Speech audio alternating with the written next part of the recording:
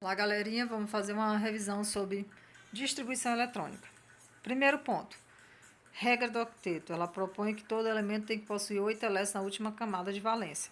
Para isso, para você entender isso, você precisa fazer a distribuição eletrônica, que é uma proposta de Linus Pauling, tá? Onde os elementos têm que se estabilizar com 8 elétrons na última camada. Lembrando que os gases nobres já têm 8 elétrons, sendo que o hélio só tem 2, mas está estabilizado. É uma exceção. Então vamos lá.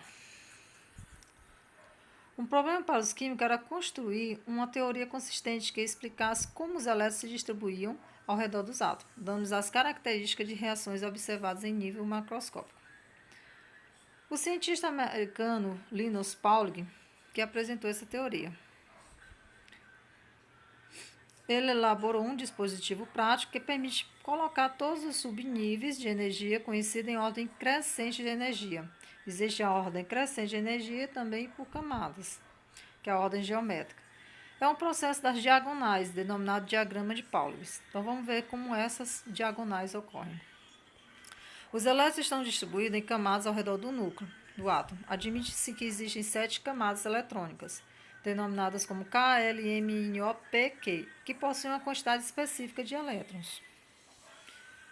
Então, tá aí elas. Cada uma delas está relacionada ao nível. Então, vamos visualizar isso dessa forma. Olha só. 1S2. Esse 1 aqui, que vai de 1 a 7, é o nível que determina essas camadas. Por exemplo, o K tem o nível 1. Quantidade de elétrons, justamente 2. Então, aqui em cima são os elétrons. Essas letras, S, P, D e F, são os subníveis. A camada K só tem o subnível S. A L tem o S e o P. Então, a gente vai ver mais na frente. As camadas da eletrosfera representam os níveis de energia, olha só. Então, as camadas K, L, N, O, P, Q constituem o nível 1, 2, 3, 4, 7 níveis, como eu havia falado para vocês. Por meio de métodos experimentais, conclui-se que o número máximo de elétrons que cabem em cada camada ou nível de energia é. Então, olha só. Está distribuído na primeira coluna o nível de energia, as camadas e o número máximo de elétrons. Mas de onde é que vem esses elétrons? É aquilo que eu falei para vocês. Se eu conseguir... Ó, aqui é um S2. Tá horrível. Calma aí. Novamente. Aqui um S2. Aí tem 2S2, 2P6.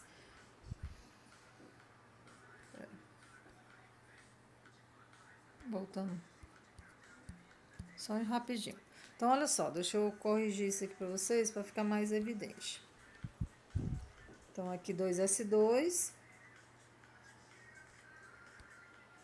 e 2P6. Então, o que vocês percebem? No nível 1K, ele tem 2 elétrons. Tá aqui os 2 elétrons.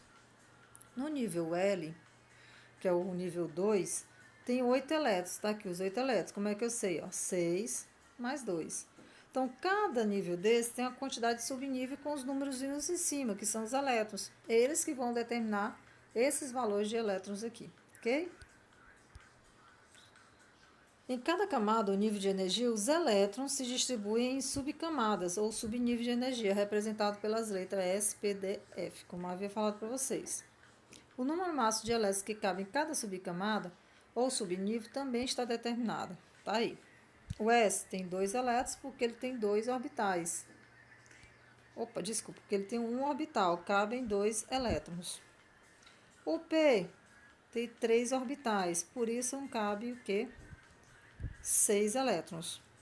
O D tem 5 orbitais, possui 10 elétrons. E o F, 7 orbitais, 14 elétrons, porque cada orbital D só pode compor 2 elétrons, no máximo. Regra de exclusão do princípio de Pauling. Pauling, não é Pauling. Pauling, distribuição. Pauling, exclusão. E o RUM de desemparelhamento. Então, tá aqui o diagrama de Linus Pauling. Olha aí.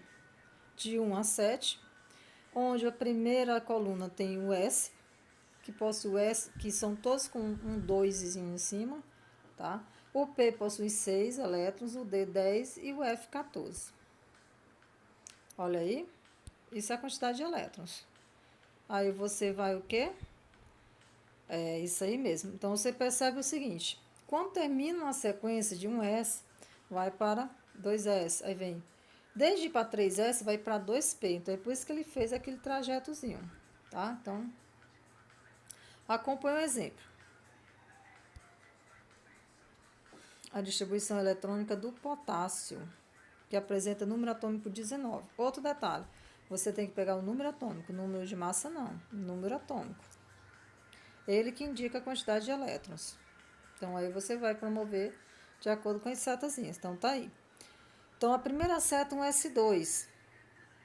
Faltam quantos? 17 elétrons. Então, por quê? Como assim? 19 é a quantidade de elétrons. Então, esse S2, o númerozinho que está em cima do S, do P, do D e do F, é a quantidade de elétrons. Assim, ó, tem um S2. Beleza? 2 elétrons. Faltam 17. Vamos para o segundo. 2S2. Tenho 4 elétrons. Ainda falta muito para 19. Agora eu vou primeiro o quê? O 2P6 e depois 3S2. Agora eu já tenho quantos elétrons? 2 com 2, 4. Com 6, 10. Com mais 2, 12. E 2P6 com mais o que já tinha 6 elétrons, eu tenho 18. Vocês percebem que eu não posso ultrapassar esses valores. Eu não posso botar S3, P7, nem pensar. O limite deles é 2, 6, 10 e 14, especificamente para cada subnível. Se está faltando um elétron, o que eu vou fazer? Eu vou pegar com 4S2. Só que se eu colocar 4S2, vai ficar 20. Eu só preciso de 1. Então, eu posso ter 1 ou 2. Então, está aí a distribuição eletrônica do potássio. Então, note que o último subnível preenchido, composto por 2 elétrons, mas é necessário somente 1 para completar o 19. Ok? Espero que vocês tenham entendido. Vamos para outro slide.